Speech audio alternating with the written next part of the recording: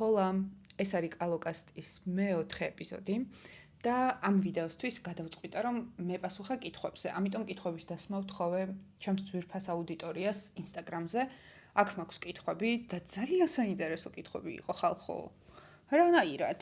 ანუ ადამიანი ძალიან საინტერესო კითხვას როსვამს, ჩემი აზრით ძალიან საინტერესო პასუხების ქონაც შეუძლია. ხო და ეხლა რაღაც რენდომული პრინციპით გავყვები და ძალიან მაინტერესებს მე თვითონ რა წამომივა, იმიტომ რომ რაღაცნაირად მაქსიმალურად ვეცადე რომ არ მეფიქრა, ზოგი კითხვა ბოლომდე არც წავიკითხე, რომ პირდაპირ აქ ვისაუბრო ეს ჩემი თავდაცვის იარაღი. გადავწყვიტე რომ ბოლომდე აქ ვუპასუხო. მოდი დავიწყოთ იმით, რაც შემოგვივიდა ჩატში. ჩატში შემოგვივიდა 5-8 კითხვა და დანარჩენები არის სტორიზე. ნახოთ რამდენ საათიანი ვიდეო გვექნება. ხო, ამაზე ვიდეო კი მაქვს, რატომ ვაზიარებ ზოგადად რაღაცებს, მაგრამ ძალიან პატარა ინსაიტი მინდა გაგიზიაროთ, რა შეიძლება ხანდახან არის ხოლმე ისეთი შეგრძნება, არ ვიცი ამაზე მისაუბრია თუ არა, რომ ძალიან პირად და ინტიმურ რაღაცას ვაზიარებ, ჩემი ფიქრების სახით და ასე შემდეგ, მაგრამ რეალურად მე ვთვლი, რომ იმდენად ერთნაირები ვართ ძალიან ბევრ რაღაცაში, რომ რეალურად მე რომ ვაზიარებ, ეს არ არის მხოლოდ ჩემი ამბავი, იგივე ნაირი ტრავმა, იგივე ნაირი ფიქრი, ბევრ ადამიანს ექნება, შესაბამისად, მე რომ რაღაცას ვაზიარებ, არ არის მთლად ჩემი მირადი ამბავი. ოკეი, მოდი დავიწყოთ. რა არის ისეთი რამ, რაც ცხოვრებაში ერთხელ ყველამ უნდა გამოსცადოს? ეს ძალიან ინდივიდუალურია და ალბათ ინდივიდუალურ დონეზე ვიტყოდი, რომ არ ვიცი თვითონ რას უნდა ეგ, მაგრამ აი მოგზაურობა ისეთი რაღაც არის, რომ ხანგრძლივი ცოტა რა, ესე არა 2-3 დღით კი არა. აი მოგზაურობა, მგონია რომ ყველამ უნდა გამოსცადოს, იმიტომ რომ ძალიან აფართოებს თვალსაწიერს, ძალიან განსხვავებულად ფიქრდები ყველაფერზე და პოულობ ახსნას, რატომ შეიძლება იყოს რაღაცები განსხვავებული. ანუ აი მაგალითად, როდესაც საუბრობთ იმაზე, რომ განსხვავებული აზრის ქონა მნიშვნელოვანია, განსხვავებული აზრის პატივი უნდა სცე. სადღაც მთლად ვერ ვიგებთ ეს განსხვავებული აზრი, ან როგორ ყალიბდება, ან რატო უნდა ვცეთ პატივი და ასე შემდეგ. როცა მოგზაურობ, იმდენად განსხვავებულ ადამიანებს ხვდები, რომ განსხვავებული აზრი კი არა, ეს თუ არ დავიხრჩვები, ძალიან კაი იქნება. განსხვავებული აზრი კი არა, ანუ ზოგადად როგორ ყალიბდება ადამიანების განსხვავებულობა, მაგას ხვდები, ანუ მიზეზებს ხვდები რეალურად, რამ განაპირობა ადამიანს ქონოდა რაღაც კონკრეტული ქცევა, რაღაც კონკრეტული აზრი და ასე შემდეგ. და სხვათა შორის ძალიან კარგი თვითდაკვირვებაა, იმიტომ რომ მე შენ თვითონ ფიქრობ შენ შემთხვევაში როგორ ჩამოყალიბდა რაღაცეები.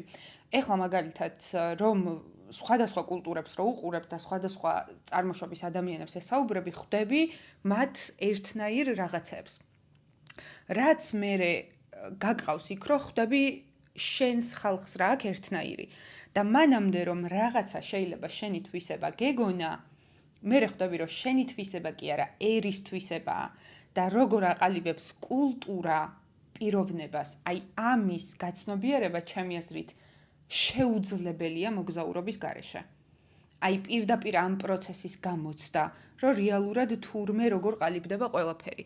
და აი ამ მოგზაურობის განმავლობაში საქართველოსზე ვიღაცებს რო ვუყვები ხოლმე და ქართველებზე და ისეთი ფაქტები მომიყოლია, რაზეც საქართველოში არასდროს არ მისაუბრე, იმიტომ რავი, ყველამ ვიცით. და მე ვხვდები, რომ თურმე როგორი პროცესი ყოფილა რაღაცების ჩამოყალიბება. და ეს არის აი ძალიან საინტერესო. თუ სწორად ჩამოვაყალიბე, მოკლედ ვიტყოდი, რომ ყველამ უნდა იმოგზაუროს იმისთვის, რომ აი ეს პროცესი დაიჭიროს, როგორ ყალიბდება რაღაცეები. შეიძლება შენ ძალიან ბევრი წაიკითხო, როგორ აყალიბებს კულტურა ერს, მაგრამ სულ სხვა ამბავია, როცა ამას საკუთარი თვალებით უყურებ და მე აკვირდები პროცესს შენ შემთხვევაში რაღაცები როგორ მოხდა. ამას გავიკეთებ ხა აქ. აი მედია უკეთესი იქნება. გონია რომ ამას უპასუხე. ბევრი რაღაცა ალბათ ეგეთი, რაც ადამიანმა ცხოვრებაში უნდა გამოსცადოს, რავი, ზოგადად ცხოვრება უნდა გამოსცადოს, ჩემი აზრით. ძირითადად რაც არის ხოლმე ცხოვრება, ესე ვახარისხებთ, რომ აი ტანჯვა უნდა გაუძლო, ფული დააგროვო, გადარჩე, ისქნა, ძალიან ბევრი რაღაცას უშვებით ხოლმე რეალურად და რავი, ცხოვრებაში უნდა იცხოვრო და ეს ცხოვრების გამოცდილება თავისთავად არის გამოცდილება ბევრი რაღაცის და ბევრი ემოციის გავლა და არა ის, რომ რაღაცა ეცადო სახლია, შენო ხედარგო. ეს ცუდი კი არ არის, ანუ იმას კი ამბობ, რომ ცუდია უბრალოდ არ არის ეს ვერ ვიტყვი, მაგასაც ვერ ვიტყვი, რომ ეს არ არის ცხოვრება, იმიტომ რომ ვიღაცისთვის შეიძლება ეს არის, მაგრამ ცხოვრების განმავლობაში უნდა იცხოვრო და შენთვის როგორც კვალიფიცირდება ცხოვრება, აი პროცესი ცხოვრების ეს უნდა აკეთო. უნდა რა, თუ გინდა, უნდა აკეთო. ფიქრობ, რომ ყველაფერს აქვს მიზეზი, თუ არის რაღაცები, რაც ისე უბრალოდ ან უსამართლოდ ხდება. მე მგონია, რომ ყველაფერს აქვს მიზეზი, უბრალოდ ჩვენ არ გვაქვს საკმარისი ცნობიერება, რომ ყველაფრის მიზეზი გავიგოთ. გონი. უსამართლობა ადამიანის მოგონილი სიტყვა იმის ასახსნელად, რაც თვითონ ვერ ახსნა, ალბათ. რა თქმა უნდა, უამრავი საშინელი ფაქტი ხდება სამყაროში, მაგრამ ყველაფერს აქვს მიზეზი. ეს არ არის ის, რომ ყველაფერს აქვს დანიშნულება, სათქმელი მისია, მაგრამ ომებს, ბავშვების ხოცვას, სისასტიკეს, ყველაფერს აქვს მიზეზი. ძირითადად ეგ მიზეზი ან ამერიკა, ან რუსეთი, მაგრამ ხო, ყველაფერს აქვს მიზეზი, ანუ ადამიანის რაღაცა სახის დაკარგვა არის მიზეზი, ძალაუფლების მოპოვების დაუცხრომელი სურვილი არის მიზეზი და ასე შემდეგ. ანუ მიზეზები აქვს ყველაფერს. უბრალოდ არის რაღაცები, რასაც ვარქმევთ სახელებს, იმიტომ რომ არ ვიცით, არ გვესმის რა არის მიზეზი. ანუ განა მე მესმის, ზოგადად ადამიანის გონს არ ესმის ჯერჯერობით რაღაცების მიზეზი. მაგალითად, რავი, სამყაროს შექმნის მიზეზი რა იყო, კაცმა არ იცის. მანამდე თუ იყო რამე, უბრალოდ არ გვაქვს ჯერ ამისი გონი და ამაზე სხვათა შორის ვფიქრობ ხოლმე, რომ ანუ შეიძლება აი ამდენს, რომ ამდენი საუკუნეა, რომ მეცნიერები წვალობენ, გაიგონ, როგორ შეიქმნა სამყარო, შეიძლება უმარტივესი პასუხი აქვს. უბრალოდ ჩვენ არ გვაქვს გონში ის ნაწილი, რამაც ეს უნდა გაცნობიეროს. შეიძლება არის უმარტივესი, აი შეიძლება ძალიან მარტივია, მაგრამ ჩვენ უბრალოდ ეგ ჭანჭიკი არ გვაქვს. რამაც ეგ უნდა გაიგოს. ძალიან საინტერესოა. რა ხდება სიკვდილის შემდეგ? ყველა თეორია ძალიან მაინტერესებსო. არ ვიცი, მოდი კომენტარებში დავუწეროთ რა ხდება სიკვდილის შემდეგ თქვენი აზრით. მე ძალიან ბევრი აზრი მაქვს მოსმენილი. მათ შორის რელიგიური, ათეისტური, რომ სიკვდილის მერე ქრები საერთოდ. მე რაღაცნაირად მჯერა რეინკარნაციის. მე მგონია, რომ ჩვენ ვართ სულები, ანუ ესე მგონია, არანაირი დამადასტურებელი ამის ცხადი არ მაქვს. მე მგონია, რომ ჩვენ ვართ სულები, რომლებიც სხვადასხვა გამოცდილებებს აგროვებენ. რომ საბოლოოდ ალბათ იქცნენ რაღაცა ერთი მთლიანი ენერგიის ნაწილად. და ეს თეორია მე ძალიან მომწონს და ძალიან მეკომფორტულება. და რაღაცნაირად ადამიანებს რო ვხვდები ხოლმე, გრძნობ, რომ ვიღაცები უფრო გამოცდილი სულები არიან. ანუ შეიძლება ერთ ოჯახში დაიბადონ ბავშვები, ზუსტად ერთნაირი მშობლები, ერთნაირი სოციუმი, ერთნაირი სკოლა, ყველაფერი ერთნაირად აკეთონ, მაგრამ იყვნენ აბსოლუტურად განსხვავებული მაგალითად სურვილებით, განსხვავებული მისწრაფებებით და ასე შემდეგ. და მგონია, რომ მაგ ნაწილში ჩანს ხოლმე ის, რომ ყველაფერი არ იწყება მაშინ, როცა ვიბადებით. მანამდე თუ რამე არ არსებობს, მაშინ ერთნაირ სოციუმში გაზრდილი ადამიანები ერთნაირად უნდა იქცეოდნენ. იმიტომ რომ მიღებული ინფორმაცია მე რომ სხვანაირად დავამუშავე და ვიღაცამ სხვანაირად იდენტურ გარემოში. ესე იგი ჩვენ რაღაც გვაქვს განსხვავებული. მე რა რომ იდენტურ გარემოში დავიბადეთ. ხო და ესეთ რაღაცებზე რომ ვფიქრობ ხოლმე, მე რაღაცა ესეთი თეორია მომწონს, რომ ჩვენ ვართ სულები, უბრალოდ როცა ამ სხეულში ვიბადებით არ გვახსოვს წინა გამოცდილებები. თუმცა ეს გამოცდილებები რაღაცნაირად მგონია რომ პარალელურადაც მიმდინარეობს, მაგრამ ეს იმდენად რთული არის გასაზრებლად, რომ პარალელური რეალობები არსებობს, ანუ რაღაცა წარსული აწმყვა და მომავალი ერთ სიბრტყეში არის და ერთდროულად მიმდინარეობს, მაგრამ ეს ძანართულია. ამას ვერ ჩავუღრმავდები, არ ვიცი როგორ ჩავუღრმავდე. მაგრამ თითქოს რაღაცა მესმის წარმოსახვაში, მაგრამ anyways, არ შემიძლია მაგას ჩავუღრმავდე. ხო და მე ეს თეორია მეკომფორტულება, რომ ჩვენ ვართ სულები, რომლებიც რაღაც ეტაპზე არიან ახალი, ეს ახალი სული მოდის და უნდა მივიდეს დანიშნულების წერტილამდე, რაც არის ღმერთის, ვუწოდოთ ღმერთი, რაღაც ერთიანი ენერგია, იმასთან უნდა მივიდეს და იმასთან გაერთიანდეს. და აქ გზაში ჭირდება გამოცდილებები. და სხვადასხვა გამოცდილებებს აგროვებს და ამ გამოცდილებაზე ხელს აწერს. ეს გამოცდილება უნდა. ანუ შენ სული რომ დაიბადა ჩემში და აირჩია რომ დაბადებულიყო გორის რაიონის სოფელ საქაშეთში და გაევლო რაღაცა ცხოვრება კონკრეტული. ეს იყო მისი არჩევანი, იმიტომ რომ ეს გამოცდილება ჭირდებოდა. შეიძლება რაღაცა ეტაპზე დაიბადოს მოძალადე და ეს გამოცდილება სჭირდებოდეს. რაღაც ეტაპზე დაიბადოს ბავშვი, რომელიც ადრეულ ასაკში გარდაიცვლება და ეს გამოცდილება სჭირდებოდეს. ანუ რაღაცა ეს თეორია თითქოს მეკომფორტულება უფრო სიმშვიდეს მანიჭებს. ამაზე რომ ვფიქრობ. და მგონია რომ გარდაცვალების მერე ჩვენი სხეული იხრწნება, ანუ ერწყმის დედამიწას და ჩვენი სული აგრძელებს მოგზაურობას, უბრალოდ ეს ცხოვრება ავიწყდება და იბადება ახალ რაღაცაში. და ეს ახალი რაღაცა შეიძლება არ იყოს ადამიანი, ანუ შეიძლება ცხოველი, მცენარე, ფრინველი, ყველაფერი რა. ისე მგონია მე და საბოლოო ჯამში სადღაც მიაღწევს ვიღაცის სხეულში, მიაღწევს მერე იმ უმაღლეს ცნობიერებას და გახდება ერთიანი ენერგიის ნაწილი. მაგრამ ძალიან დიდი სიამოვნებით მოვისმენ თქვენს აზრებს, თქვენი აზრით რა ხდება სიკვდილის მერე. თუმცა ჯოჯოხეთი და 60 მე არ მჯერა. ეს არის შეშინების მექანიზმი. კონტროლის მექანიზმი. შენი სული რომ ოთახი ან რაიმე ადგილი იყოს, როგორი იქნებოდა?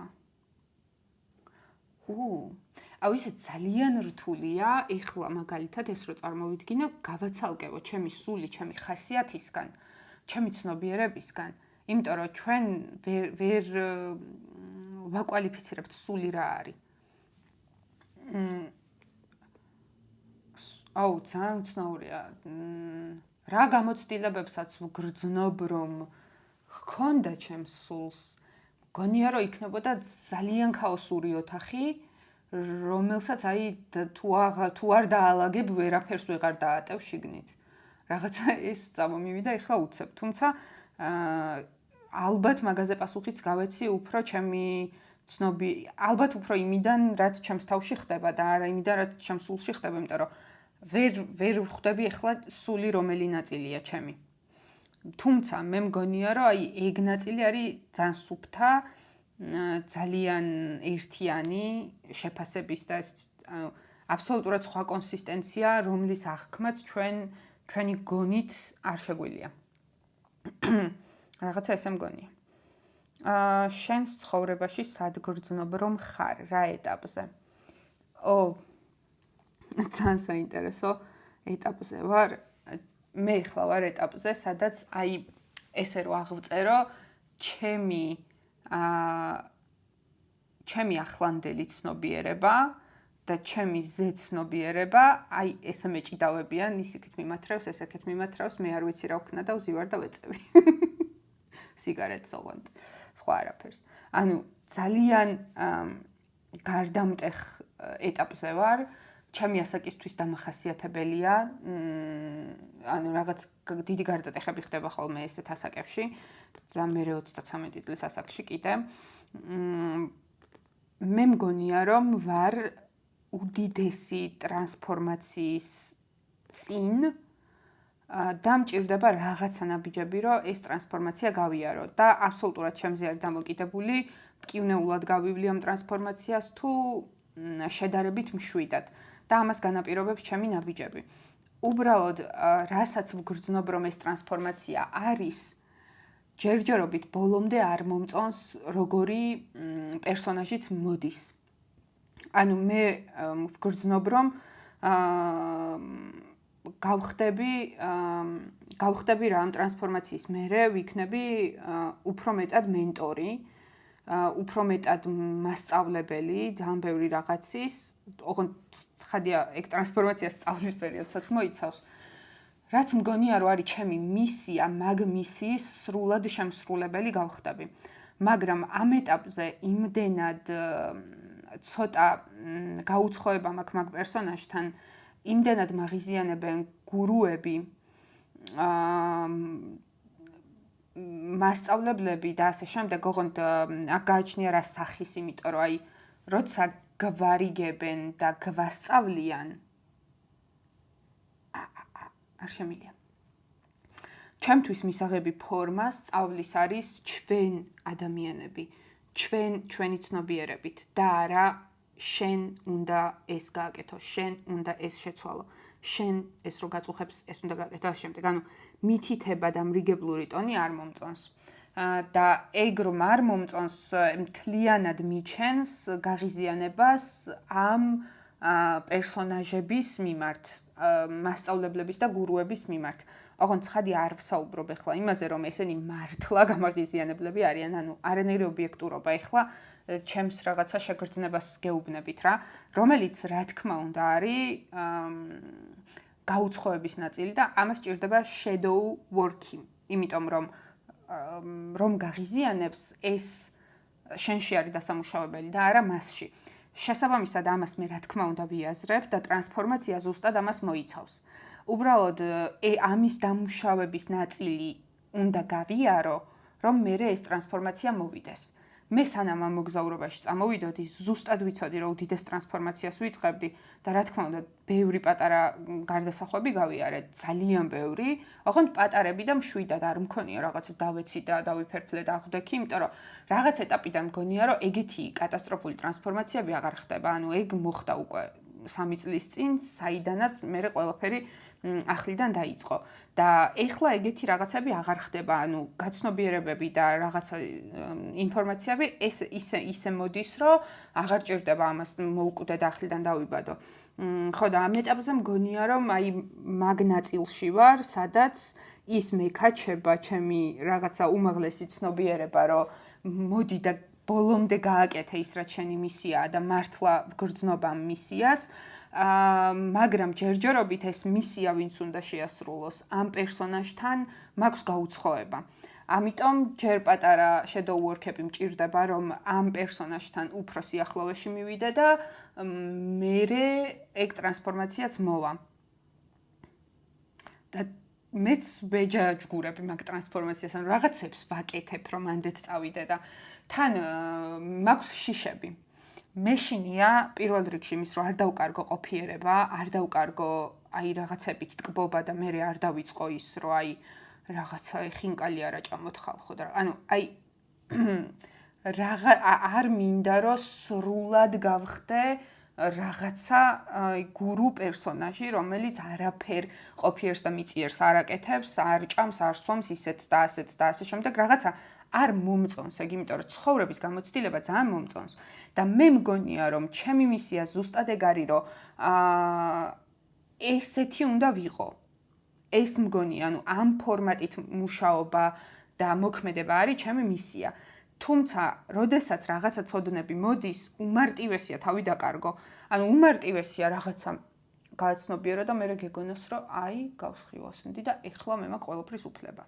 და იმდენად სარისკო ბეწვის ხიდია ეგ ეხლა მაგალითად ჩემთვის პირადში მოუწერიათ, რომ აი რაღაცა ეს პრობლემა მაქვს და მინდა გესაუბრო და ასე შემდეგ. და გარდა იმისა, რომ ეს ძალიან ინტიმურია და ზოგადად ჯობია რომ სოციალურ ქსელში როგორიც არ უნდა იყოს ადამიანი თქვენი პირადი ამბები არ გაუზიაროთ, არც მე.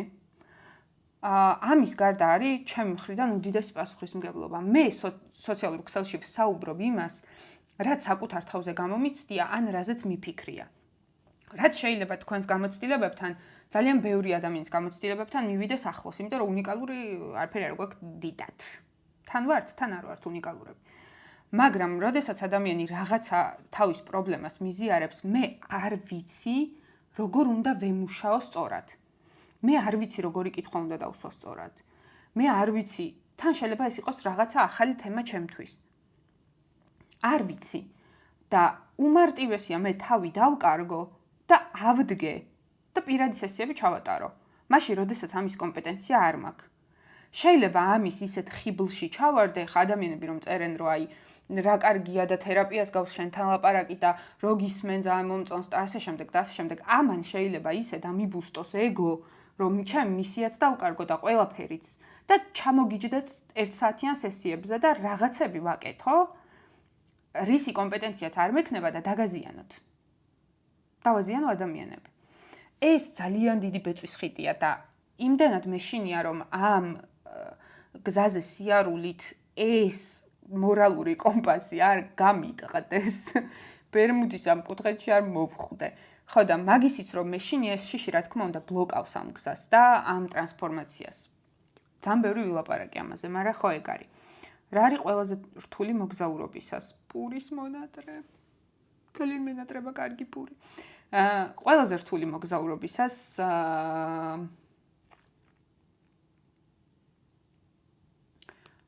ჩემ მეგობრები მგონია რომ აღარ არიან ჩემ მეგობრები და მგონია რომ ყველა სხვადასხვა მეგობრები ყავს და ძალიან კარგად არიან და მე აღარ ვენატრები და მგონია რაღაცებს რო აკლდები, FOMO, fear of missing out არის უდიდესი სირთულე მოგზაურობის დროს, იმიტომ რომ ვაკვირდები ჩემ მეგობრები რო ლაშქრობაზე არიან, აი ძალიან ისმაკ რომ მეც მინდა რომ იქ ვიყო, ანუ გგონია რომ რაღაცებს ტოვებ ცხოვრებაში და საქართველოში რო ვიყავი, მეგონა რომ აქ რაც ხდებოდა იმ მოგზაურობის დროს რეებიც უნდა გამომეცა და მაგას ვტოვებდი და მაშინაც FOMO მქონდა და აქედანაც FOMO მაქვს და ეს FOMO ცხოვრებაში ძალიან რთული რაღაც ყოფილა. და აქ თვითონ მოგზაურობის პროცესში რთული არ არის. რთული. როგორც ადამიანებს გონია შორიდან როცა უყურებთ რაღაცას, ეგეთი არ არის. სანამ მოგზაურობას დავიწყებდი, მოგზაურობს რო უყურებდი, მეთქი როგორ ბედავენ, რაგან ბედავები არის, არაფერი, ანუ ბილეთის ყიდვის იქით გასაბედი არაფერი არ ყოფილა. და კიდევ მაინტერესებს შფოთვა ხომ არ გაქვს ერთ ადგილას გაჩერებაზე. გაჩერებული რო ვარ ეხლა მაგაზე თუ რომ მინდა გაჩერება. რაღაც შფოთვები მაქვს, ანუ მიუხედავად იმისა, რომ მე არ ვარ მომავლის დამგეგმი ადამიანი და გეგმების ადამიანი და ზოგადად მომავლის წარმოდგენა არ შემილია. მაინც რო არ ვიცი ხანდახან, აი ჩეკაუთი მაქვს ხვალ და სად მივდივარ არ ვიცი, მაგალითად ესეთ პერიოდები სულ მქონია და არ მომწონს. ანუ შფოთვა მაქვს, თუმცა იმდენად ვენდობი პროცესს, რომ ვიცი რომ რაღაცა საუკეთესო მოხდება, რომ ეგ მომშვიდებს ხოლმე. ამიტომ შფოთვები რა თქმა უნდა მაქვს ხოლმე, ხანდახან ეხლაც ეგ მაქვს. ეხლა ცოტა ხანი დაახლოებით 1 თვეა ამ ქალაქში ვარ გაჩერებული და მგონია რომ აღარ მოგზაურობ. ანუ ძალიან უცნაურია ჩვენი ტვინი რა, თუ სწორად არ ელაპარაკე, ძალიან გაუტევს ხოლმე. რეალურად ხომ მოგზაურობ, უცხო ქალაქში ვარ და გამოცდილებას ვაკრავებ. თუმცა მე მივხვდი რომ არ ვარ სწრაფი მოგზაური, ეს რაღაცა 1 დღით და 2 დღით მე მომწონს ესე ჩავიდე, ცოტა ხანი ვიყო და ასე შემდეგ. შემდეგი კითხვა არის ინგლისურად და მოიცა ვეცდები რომ ქართულად წავიკითხო. რა უნდა გააკეთოს 18 წლის გოგომ, რომელსაც საკუთარი თავი უყვარს, ოღონდ არა ნარცისულად და ის ხვდება რომ არის უნიკალური ინდივიდი, თუმცა ისეთივე უნიკალური როგორც დანარჩენი 8 მილიარდი ადამიანი. ის ცხოვრობს საკუთარი ცხოვრებით, გამოცდის ყველაფერს, სწავლობს ყველაფერს, მაგრამ არავის არ ესმის მისი და არც თვითონ არ შეუძლია, რატო არის ისეთი როგორიც არის. და ესეთ შემთხვევაში მოკლედ რა უნდა გააკეთოსო? და თავადვე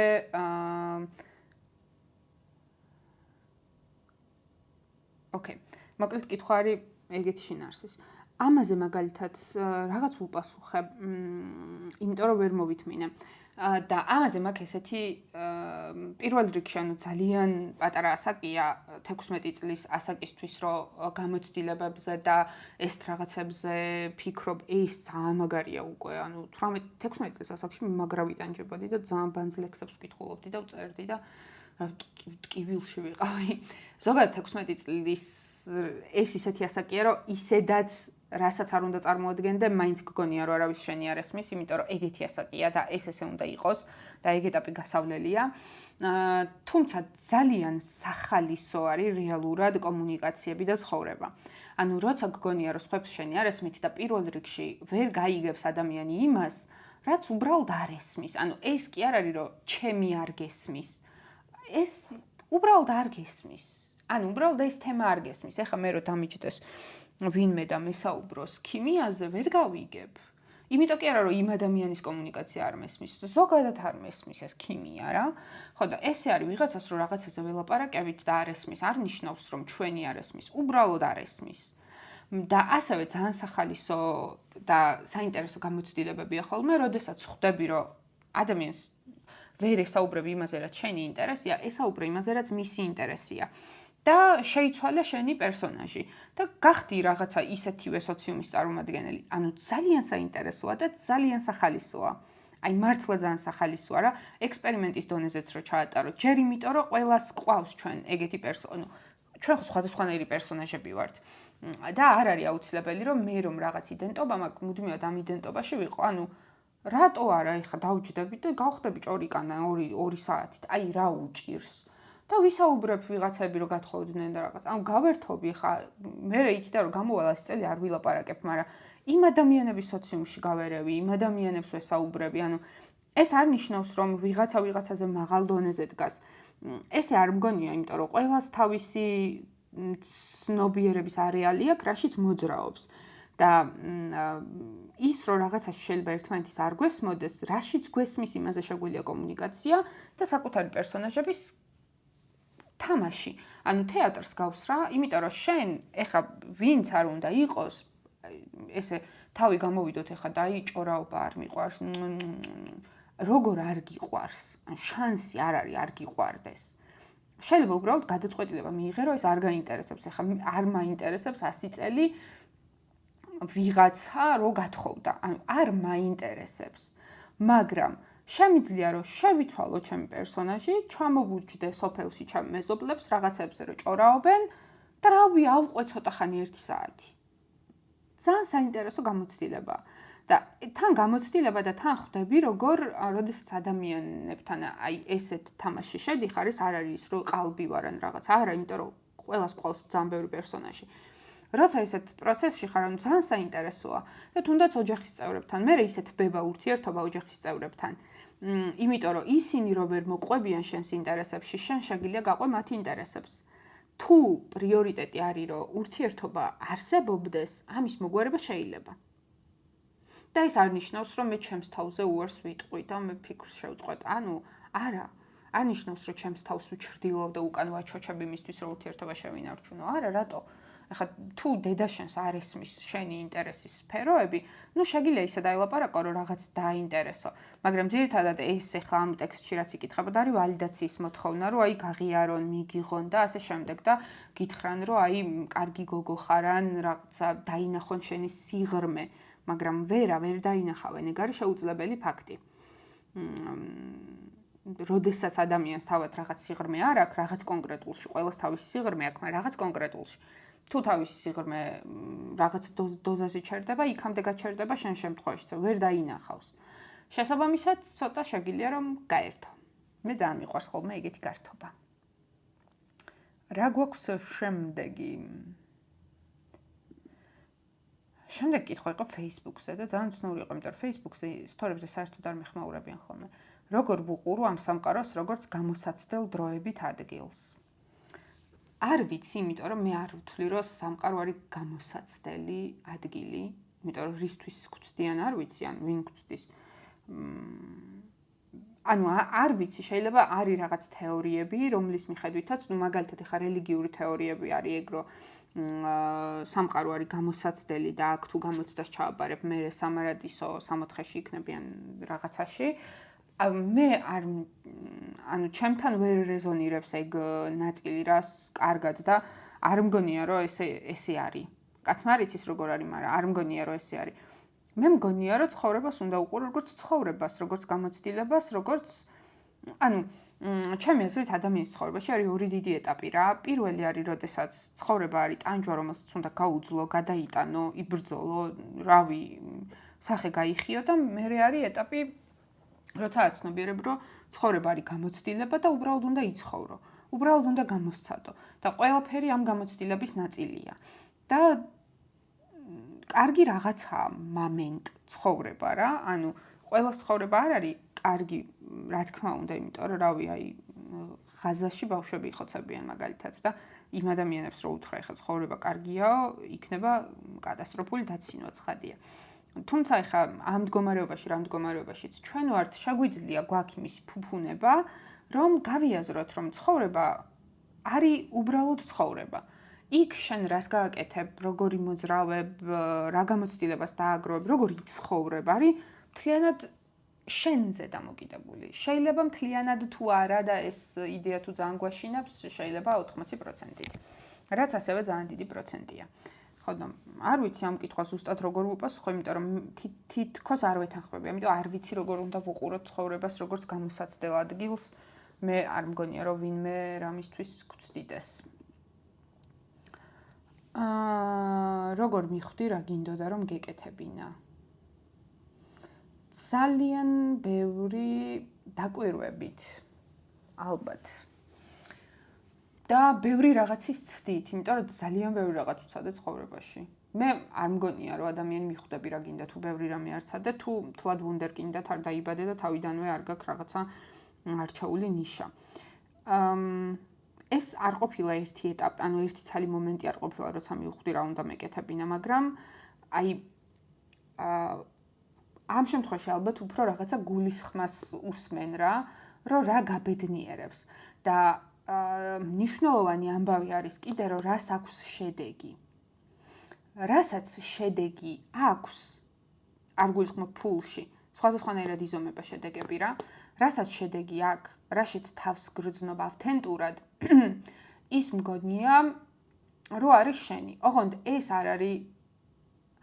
არის ქმედების ტიპი და არა პროფესია, იმიტომ რომ მე ხა მაგალითად სოციალური მედიის მარკეტინგი ძალიან მომწონს, მაგრამ არ გამოვრიცხავრო, რავი, ხვალ შევიცვალო.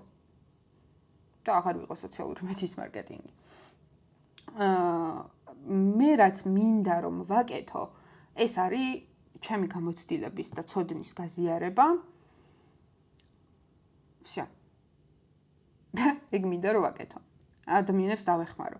და ეს ყოველთვის მინდოდა რომ ეკეთებინა. ყოველთვის. ბავშვობაში მაგალითად ძალიან ბევრს ლაპარაკობდი ხოლმე სარკის წინ, ანუ სულ ლაპარაკობდი, სულ ჩემთავს ველოს, სულ წარმოსახვითი აუდიტორია მყავდა. და ჩემი სწავლის მეთოდიც ეგეთი იყო. ანუ რო წავიკითხავდი გაკვეთილს, მერე წარმოვიდგენდი რომ მოსწავლეები მეჯდა წინ და მე ვიყავი მასწავლებელი და უნდა ამეხსნა და ამაში ვიმახსოვრებდი. და ჩემი მეტყველება მერე ყოველთვის ხელს მიწყობდა, რომ ბევრი მელაპარაკა ხოლმე რაღაცებზე. ჩემს სამეგობროშიც რაღაც ფსიქოლოგა ტიპი ვიყავი, ანუ 100 წელი შეყვარებული არ მყავდა და ყველა მე მეკითხებოდა რჩევას თუ რაღაცა. იმიტომ რომ ძალიან მიყვარდა ჩემი ფიქრების გაზიარება. და როგორც ჩანს, ამისი უნარები მქონდა. იმიტომ რომ ეხა თუ არ გაქვს საუბრის და გაზიარების უნარი, არ მოგისმენს არავინ. მე რა თქმა უნდა რაღაც ეტაპზე კომპლექსებმა და უნივერსიტეტში ხელს ვერ ვიწევდი და ვერაფერს ვერ ვლაპარაკობდი, ჩამაჭირა ძალიან, მაგრამ მე გამოვედი. ხო და მგონია რომ რაღაცები ცხოვრებაში არის დასაკვირვებელი რა, რომ აი რისი გაკეთება განიჭებს სიამოვნებას. რის კეთებაში არ გრძნობ დაღლას. ეს არის ძალიან მნიშვნელოვანი, იმიტომ რომ რაც შენია, იმის სწორად კეთების შემთხვევაში ენერგია უნდა გემატებოდეს. უბრალოდ პრობლემა არის ის, ჩემი აზრით, რომ ამ პასუხს რა არის ჩემი, ადამიანები ვეძებთ ხოლმე პროფესიაში და არა ქმედებაში და ცხოვრების სტილში. მაგალითად, შენ თუ მიხვდები, რომ მე მინდა ადამიანების დახმარება და ეს მანიჭებს სიამოვნებას, და ამას ცდი და გამოგივა და მოგწონს, მერე უკვე შეგიძლია იფიქრო ფორმებზე, რა ფორმებით შემიძლია ადამიანებს დავეხმარო. და ჩემი აზრით არის უნივერსალური რაღაცა რა. პირველი, ყველა ადამიანის მისია, ესე მგონია მე, ყველა ადამიანის მისია არის რომ ემსახუროს ადამიანებს. მერე ამას უკვე ემატება ის, რომ მე რა ფორმით მომწონს ამის გიკეთება, რა პროცენტით შემიძლია ეს ვაკეთო, რა მინდა. ანუ არ აქვს მნიშვნელობა ლექსებს რო წერდა, ესეც ადამიანების მსახურებაა. რავი, ნახატებს რო ხატავდა, ესეც ადამიანების მსახურებაა. მერე უკვე შემოდის ფორმა, მაგრამ გონია რომ ეს ნაწილი არის მნიშვნელოვანი. ჩვენ პასუხებს ვეძებთ პროფესიებში. პასუხებს ვეძებთ იქ, რასაც უკვე სახელი ქვია და შეიძლება არ ერქვას სახელი. მე ხა 20 წლის ასაკში, კაი, 17-18 წლის ასაკში რომ მეფიქრა, რისი კეთება მინდა თქო, ჩემს ტვინში სიტყვათ შეთანხმება სოციალური მედიის მარკეტერი ვერ დალაგდებოდა. იმიტომ რომ 6 წლის წინაც კი არ ვიცოდი რომ ეს პროფესია არსებობდა. და მე რო 17 წლის ვიყავი, ეს პროფესია არ არსებობდა. ამიტომ პასუხს თუ ვეძებთ პროფესიებში და იმაში, რასაც სახელი ქვია, ვერ ვიპოვით და ვიბლადუნებთ ძალიან ბევრს რეალურად. იმიტომ რომ მომავალში არის რაღაცები, რაც ჩვენ უბრალოდ არ ვიცით.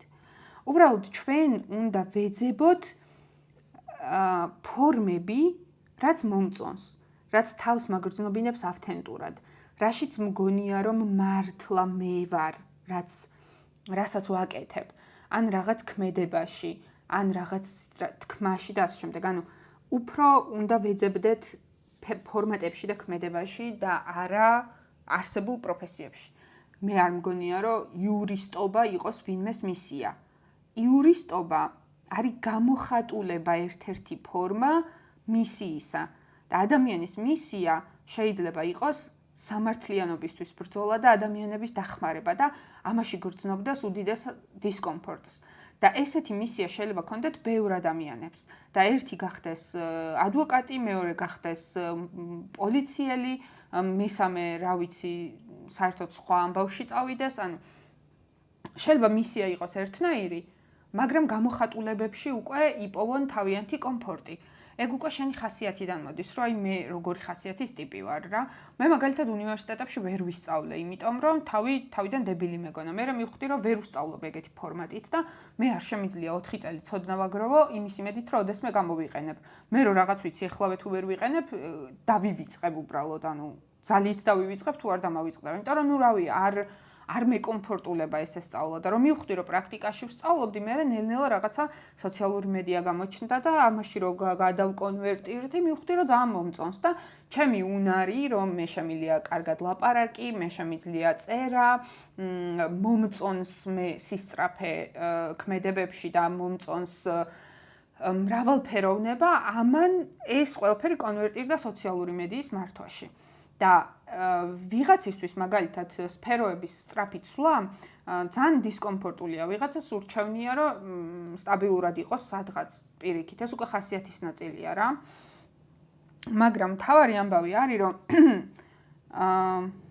მოკლედ ეგ არის მთავარი ამბავი რაც ვილაპარაკე. ხა ძალიან რო არ გამიგრძელდეს.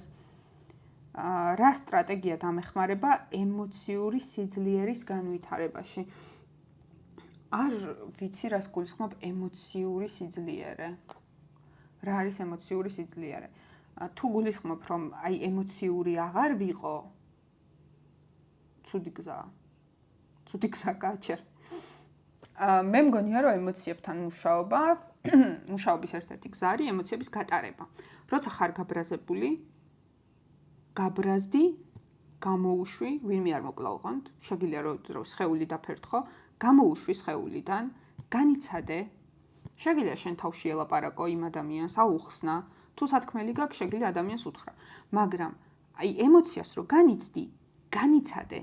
ემოციებთან ურთიერთობის ყველაზე დიდი პრობლემა არის ის, რომ არ განვიცდით ემოციებს და ბლოკავთ, ვივიწყებთ, ვიკიდებ, ვიძინებთ. ანუ აი ვიღაცაზე ნაწყენი რატო იძინებ საერთოდ? უნდა გამოუშვა ეს. რომ შენი სხეული გათავისუფლდეს, თორემ ნებისმიერი შეკავებული ემოცია ინახება ბლოკების სახით. და აი რო არიან ხოლმე ძალიან უემოციო ადამიანები, მაგალითად, რომ აი რაღაცა არ გამოხატავენ ემოციებს, არ გამოხატავენ სიყვარულს ან ესეთ რაღაცებს და ჩვენ გგონია რომ უემოციოა. უემოციო კი არ არის, ჩაკეტილი აქვს ემოციები სხეულში და არ გამოთავისუფლებულა. ამიტომ ემოციებთან მუშაობის სტრატეგია მე მგონი არის მათი გატარება და ამის ძალიან ბევრი ტექნიკა არსებობს, სუნთქვის პრაქტიკები არსებობს, მედიტაცია იდეალური. მედიტაცია რავი ყველაფერს ალაგებს საერთოდ. ძალიან ბევრნაირი ტექნიკები არსებობს იმისთვის, რომ ემოციებთან იმუშაო. უბრალოდ მიზანი, ჩემი აზრით, არ უნდა იყოს, რომ მე გავხდე ნაკლებად ემოციური. ადამიანი ემოციური არსებაა. ემოციების გატარება, გაგება, გაანალიზება ძალიან მნიშვნელოვანია. ანუ რაღაც რო გწყინს, ესე ჰაერზე ხო არ გწყინს. გწყინს იმიტომ, რომ რაღაცას შინაგანად მოედო, კაუჭივით და შენ ახლა ეს უნდა გააცნობიერო, რას მოედო, რატო და დაამუშაო. დაკვირვება, ემოციებთან კომუნიკაცია არის ძალიან მნიშვნელოვანი. კიდე ნებისმიერ ემოციასთან, ანუ შეგიძლია რომ რაღაც ფორმა მისცე, წარმოიდგინო და ელაპარაკო. ანუ ეხლა შეიძლება ცოტა სიგიჟე ვთქვი, მაგრამ ხო, მე მილაპარაკია შიშებთან მილაპარაკია ეგრე. ხო და მე მგონია რომ ემოციებთან მუშაობა არის მნიშვნელოვანი, მათი გატარება, მათი გაცნობა, სიგნალების მიღება, რას გვატყობინებენ, რა უნდათ. იმიტომ რომ მე რო ეხლა რაღაცა შფოთვას უგრძნობ, ეს უმიზეზო არ არის, არაფერი არ ხდება უმიზეზოდ ჩვენს სხეულში და ორგანიზმში და გონებაში. შესაბამისად, თუ ამას ჩაუღრმავდები, გაიგებ, გაიაზრებ და იმუშავებ, ძალიან მნიშვნელოვანი ამბავია. მაგრამ მიზანი უნდა იყოს მუშაობა ემოციებთან, ემოციების გარკვევა, გაცნობა და არა ემოციების ნაკლებობა. რომელმა გაკვეთილმა დაგანახა პირველად შენი ნამდვილი მე. მე ეხლაც არ ვიცი, რომ ჩემი ნამდვილი მე ვარ. არ ვიცი. მაგრამ მახსოვს ერთი მომენტი, რომელიც იყო სკოლაში. სკოლაშიც ვიყავი ძალიან აქტიური ბავშვი. თუმცა მქონდა ხოლმე პერიოდების მისტიური, ცდილობდი თორე არ გამომდიოდა. ძალიან აქტიური ბავშვი ვიყავი და ძალიან მიყვარდა, როცა ჩემ გარშემო ყველა იყო მხიარულად და ძალიან ცდილობდი ხოლმე მაგას. ამიტომ ახლა ჩემს სკოლაში და ჩემს სამეგობროში დიდად ბულინგი არ იყო ხოლმე, მაგრამ რაღაცა სულ მეუბნებოდნენ ხოლმე, რომ ცანცარა ხარ, არასერიოზული ხარ, ისეთი ხარ, ცანცარას მეწახდნენ. მაგრამ ჩემი მიზანი რეალურად იყო ხალხის გამხიარულება. მაგრამ იმდენად დამსტრესა ამ ფაქტმა, რომ ცანცარა ვარ და იმდენად მარტივად ვეხსნებოდი ადამიანებს, მე ვხუმრობდი, ეხლაც ეგეთი ვარ, დღესაც მაქვს ეგ კომპლექსი, too much, რომ ვარ მაგის კომპლექსი. მარტივად ვეხსნებოდი, ვხუმრობდი, ვაცინებდი და ასე შემდეგ და ასე შემდეგ, ესე ვიქცეოდი ხოლმე სკოლაში. მე ისე დამსტრესა იმ ფაქტმა, რომ აი ცანცარა ხარ, მაშინ ის რემაინდერები არ მქონდა და მობილურზე მრგვალთავიან მოტოროლაზე მქონდა დაყენებული ისა მაღვიძარა, რომელსაც ეწერა არი ცანცარო ლათინური შრიფტით. და ყოველ ნახევარ-საათში მირეკავდა ეს მაღვიძარა და რომ ვუყურებდი, მეუბნებოდა რომ არი ცანცარო. და ეს იყო ჩემი თავის კონტროლის მექანიზმი. არ მახსოვს რა მოხდა, მაგრამ ერთ დღეს სკოლის ეზოში ვიჯექით, ესე ვფიქრობდი, მე ხო ძალიან დრამატული ბავშვი ვიყავი, ლექსებს ვწერდი და რაღაც. ვიქნებოდი ალბათ მე-9-10 კლასში რა. და ის მქონდა, რა ქვია, საკუთარი თავის დადანაშაულების მომენტი, რომ აი რატო ილაპარაკე, ეხლა ხო შეგეძლო არ გელაპარაკა, რატო ისქენი, ეგ დღემდე მაქვს ხოლმე. და მაშინ არ ვიცი, საიდან მომაფიქრდა საერთოდ, იმიტომ რომ არ მგონია მაგის იმაში ვყოფილიყავი, მაგ ცნობიერებაში რომ ეგ მეფიქრა, მაგრამ ესეთი რაღაც მომაფიქრდა რა, რომ ადამიანები მეთქი ხოს უეძებენ, რომ აი ვინ ვარ. და მე უკვე ვიცი მეთქი ვინ ვარ. და მე რო ეხლა ეს ნაწილი ჩემი გაზიარების და მხიარულების რომ მომაშორო, ვინ დავრჩები მეთქი? ეს ჩემ თავს ველაპარაკებოდი სკოლის ეზოში. და მივხვდი რომ ეს ნაწილი რომ მომაშორო, თითქმის არაფერი არ ვრჩები. მაშინ ეგრე მეგონა. და მივხვდი რომ ესე იგი ეს ვარ. თუ ამის მოშორების მერე დიდად არაფერი აღარ ვრჩები. ესე იგი ეგ ვარ და ეგ გამოვიდა რომ რავი მე გამზიარებელი მხიარული ადამიანი ვარ, რომელიც ზრუნავს ხოლმე სხვების გამხიარულებაზე. და ეს იყო საკმაოდ მნიშვნელოვანი რაღაცა. ოღონდ მაშინ არ გამიაზრებია რომ ეგეთი მნიშვნელოვანი იყო. ამას რაღაც 1-2-3 წლის წინ ამომიტივტივდა თავში ეგ ფაქტი რა. ეგ და მაშინ მივხვდი, რომ ერთ-ერთი უნიშნულოვანესი გააზრება ყოფილა. მნიშვნელოვანი. რას ნიშნავს შენთვის ბედნიერება? ჩემთვის ბედნიერება არის ბაზა და ამ ბაზიდან მოქმედებ. კი, ეს რაღაცა ბედნიერი მომენტები, ვაიმე აი ბედნიერი ვარ, ესეთი მომენტები რა თქმა უნდა არის, თუმცა ყველაფერს თავის სახელი აქვს, ხან აღფრთოვანებული ვარ, ხან აღტაცებული ვარ, ხან რაღაც. ჩემთვის ბედნიერება ბოლო პერიოდში იქცა ბაზად, საიდანაც მოქმედებ. რაც არ უნდა ხდებოდეს, ვარ ბედნიერი. საწყისი. ამიტომ ეს რაღაც ახსნა, ბედნიერება ჩემთვის არის სამოქმედო არეალი. ნებისმიერი ჩემი ქმედება ხორციელდება ბედნიერი ბაზიდან. ანუ არ მოქმედებ, როგორ ვთქვა ახლა მაგალითად. მაგალითად 2 წლის წინ გადავიტანე ურთულესი დაშორება. 3 თვე ვტიროდი. ოღონდ ეს ტირილი არ იყო ჩვეულებრივი ტირილი.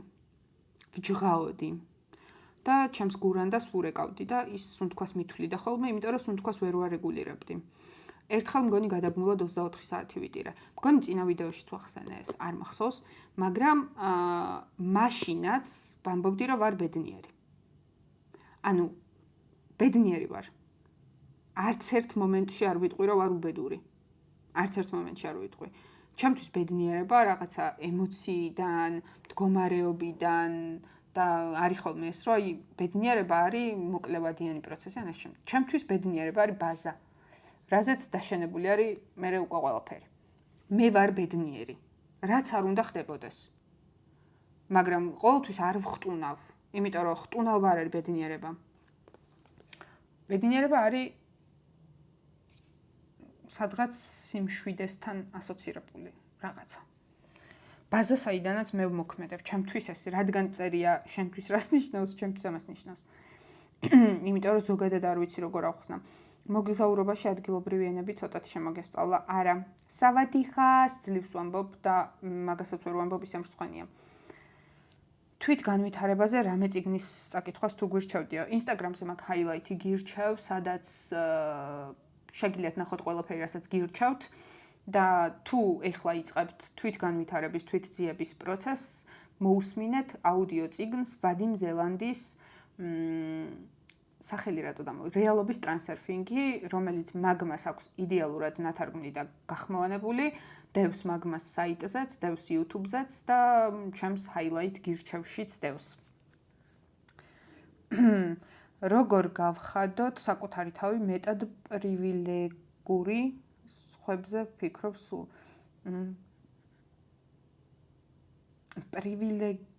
ალბათ პრიორიტეტული. საკუთარი თავი როგორ გავხადოთ პრიორიტეტული და უნდა შევიყვაროთ. ჩემი აზრით, მე როგორ დავა პრიორიტეტე ჩემი თავი ახლა გეტყვით. მე გავიაზრე, რომ მე თუ ჩემ თავს არ მივხედავ, ვერავის გამოვადგები ეფექტურად. და ეს იყო ძალიან დიდი გაცნობიერება ჩემთვის, იმიტომ რომ შენ თუ გინდა იყო კარგი დედა,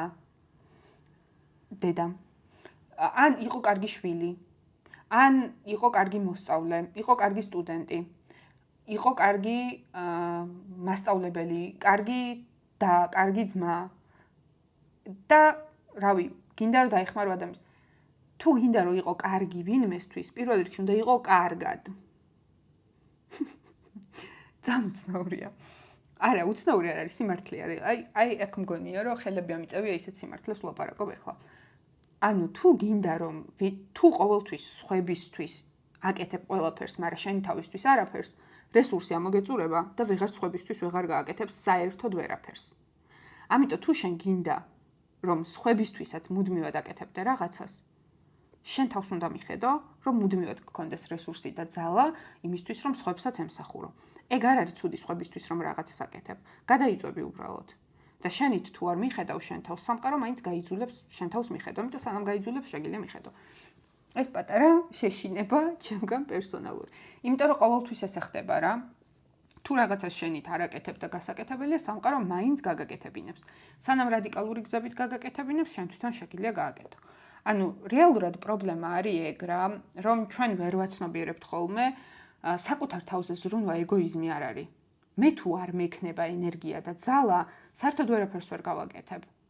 და მქონია ეგეთი პერიოდები, ხა მოკლედ მქონია ეგეთი პერიოდები, რომ აი სრულად გამომაცალა ენერგია იმის კეთებამ, რაც მეგონა რომ სწორი იყო. არა სწორი იყო, რასაც ვაკეთებდი ნამდვილად, მაგრამ არ იყო იქ ჩემი ადგილი, ამიტომ გამომაჭამა ენერგია, ვეღარც კურსს ვეღარ ვატარებდი, პროექტებიც დავკარგე, სტუდენტებსაც ვერ ვეხმარებოდი, კითხვას რო ვინმე მწერდა პროფესიულად, ნერვები მეშლებოდა და ვერავის ვერ ვეხმარებოდი, ქველმოქმედება შევწყვიტე, იმიტომ რომ ვერავის ვერ ვეხმარებოდი და რეალურად ვაკეთებდი იმას, რაც სოციალურად მიღებული იყო, მაგრამ ვეღარ ვაკეთებდი ვერაფერს, არ დამრჩა არაფრის კეთების ენერგია. იმიტომ რომ ჩემ თავს არ ვუკეთებდი მაგ დროს არაფერს. შესაბამისად, რა თქმა უნდა, ჩვენი თავი უნდა შევიყვაროთ, მაგრამ მაგას ეს პროცესია რა, ეს პროცესი უნდა გაიარო. და თავარი ამბავი არის ძალიან ბევრი გაცნობიერება რა. თუ შენ გინდა, ანუ არ გინდა, აი ცოტა სიმართლესაც რო ჩავხედოთ თვალებში, სხვების დაპრიორიტეტება და საკუთარი თავის არ მიხედვა, ნიშნავს, რომ არ გინდა საკუთარ თავს მიხედო. ხო და უნდა მოგინდეს. და იმისთვის რომ მოგინდეს, უნდა დაინახო რეალური მიზეზები, რატომ შეიძლება მოგინდეს საკუთარ თავზე ზრუნვა. ეგ ამბავია. ვაუ, ბოლო სლაიდი გვაქვს. საიდან მოდის ინსპირაცია შენთან? აუ ძალიან ბევრი გზით მოდის ხოლმე ჩემგან ინსპირაცია და სხვათა შორის საკუთარი საუბრით ძალიან ბევრი ინსპირაცია. ძალიან ხშირად ყოფილა რომ ვიღაცასთან საუბრობდი და პირველად ვთქვი ის, რაც ვთქვი. და გავაჟღერი ისე როგორც ჩემი აზრი და მივხვდი რომ მოიცა პირველად ვთქვი რა ჩემი აზრი აქამდე არ მიფიქრია. ჩემი თავისგან ძალიან დიდი ინსპირაციას ვიღებ, თუმცა ინსპირაციას ვიღებ ყველაფრიდან. ქუჩაში რო ადამიანებს ვუყურებ, ვიღაცას რო ვუსმენ, კითხვებიდან ვიღებ ძალიან დიდ ინსპირაციას და ჩემი მეგობარი ანა ადამაშვილი, ანა გამარჯობა, ვიცი რომ მიყურებ, იმიტომ რომ შენ სულ მიყურებ. ეს ადამიანი რო გავიცანი, ანუ ამ ადამიანის ისა რა ქვია, მთელი ვნება არის კითხვების დასმა. იმიტომ რომ ძალიან უყვარს და ჰარმონია იყო ჩვენი 5 საათიანი ლაპარაკები, იმიტომ რომ ის კითხვებს მისვამდა და მე ვპასუხობდი და აი ძალიან ინსპირაციულია ჩემთვის, როცა კითხვებს მისვამენ. აი უზომოდ მიყვარს კითხვები. ჩემთვის არის სიყვარულის ენა. და აი მაგალითად არასდროს არ დამაინტერესებს კაცი, რომელიც კითხვებს არ მისვამს. აი არასდროს შანსი არ არის, რომ დამაინტერესდეს ადამიანი, რომელიც კითხვებს არ მისვამს.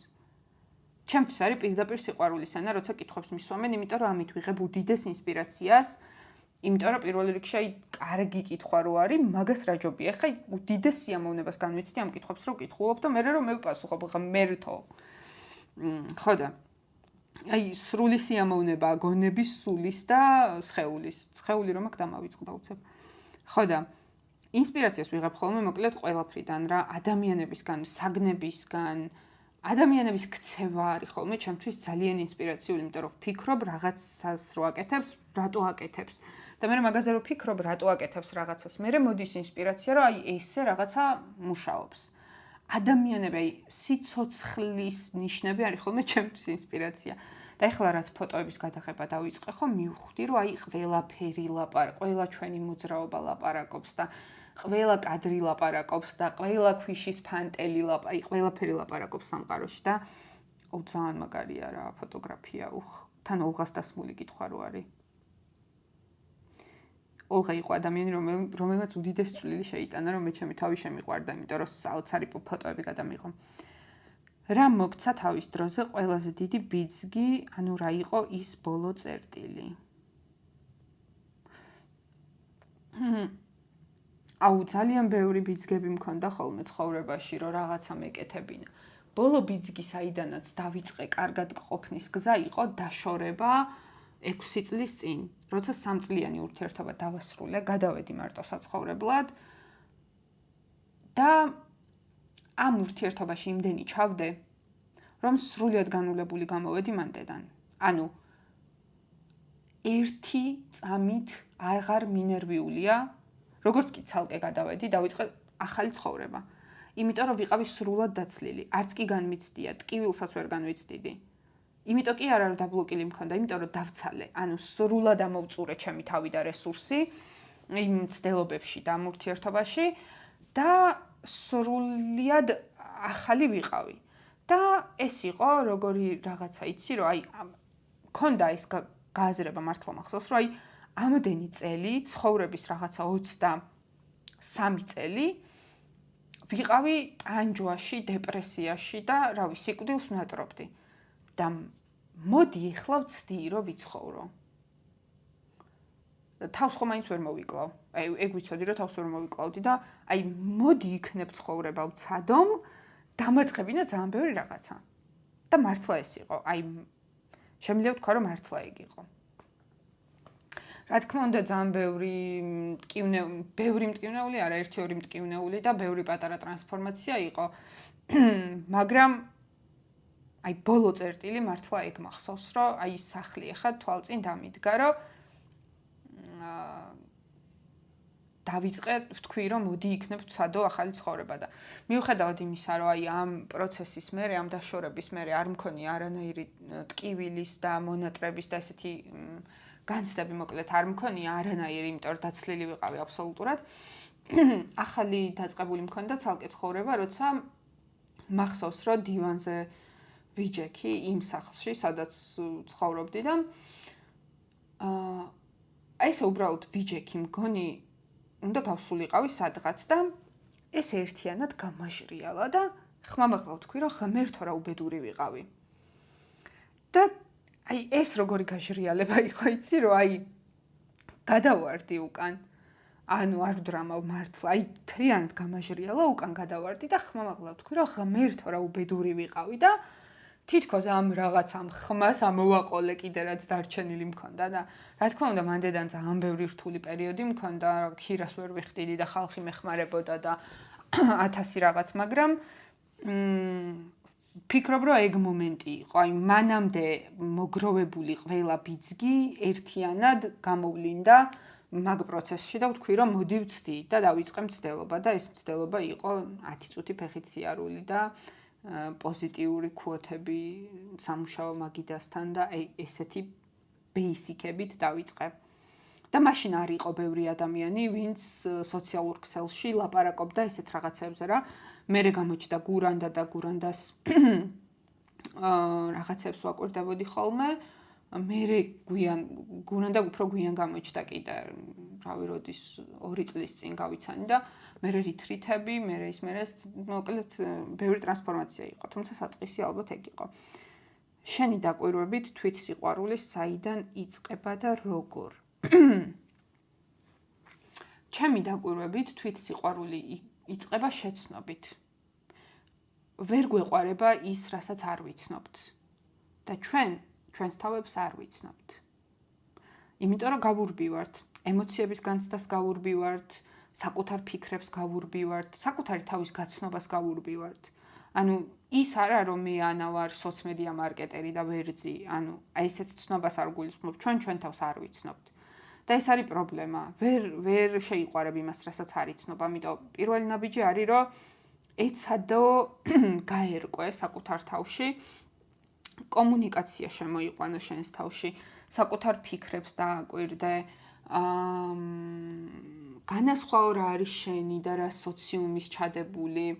რა თქმა უნდა, განათლება ძალიან დიდ როლს თამაშობს, იმიტომ რომ განათლებაში გულისხმობ, რომ რაღაც ინფორმაციები მიიღო. ეხლა სულ მინიმუმ რაღაცა ტვინის მუშაობის, ფიქრის ესეთი basic ინფორმაციებს გულისხმობ. ეხლა ტვინი როგორ მუშაობს, ეს ძალიან რთული პროცესია, მაგას რავი, უნდა დაჯდო და ისწავლო ძალიან ბევრი.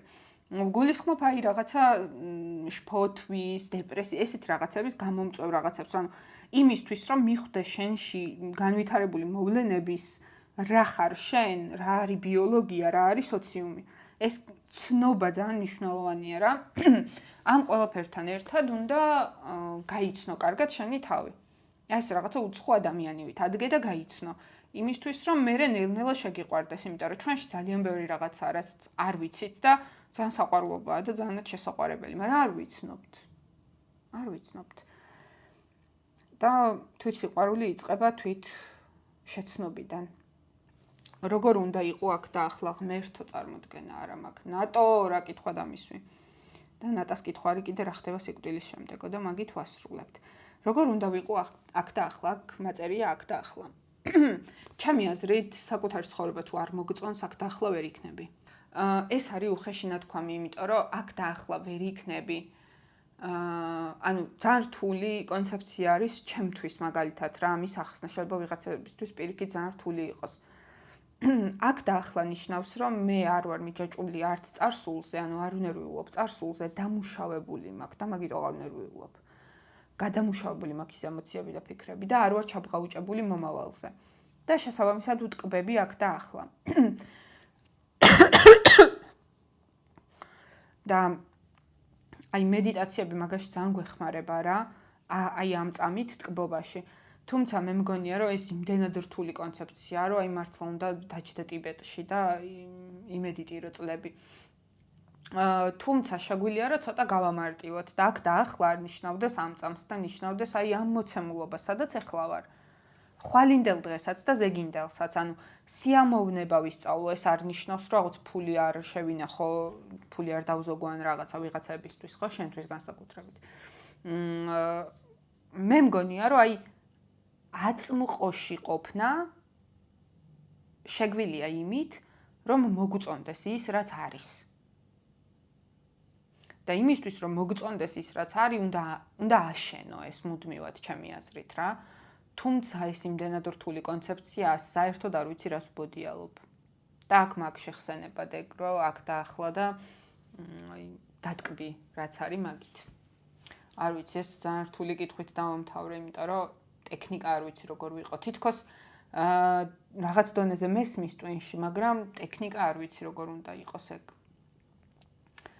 ეს იყო მეგობრებო ჩემი 1 საათიანი საუბარი და ძალიან ბევრი გამოგვივიდა, ამიტომ აქვე დაგემშვიდობებით. შემდეგი ალბათ იქნება ვლოგი, სამუშაო კი არა, სამოგზაურო და ძალიან გამიხარდება თქვენი გამოწერაც, ლაიქებით და კომენტარებით და დროებით.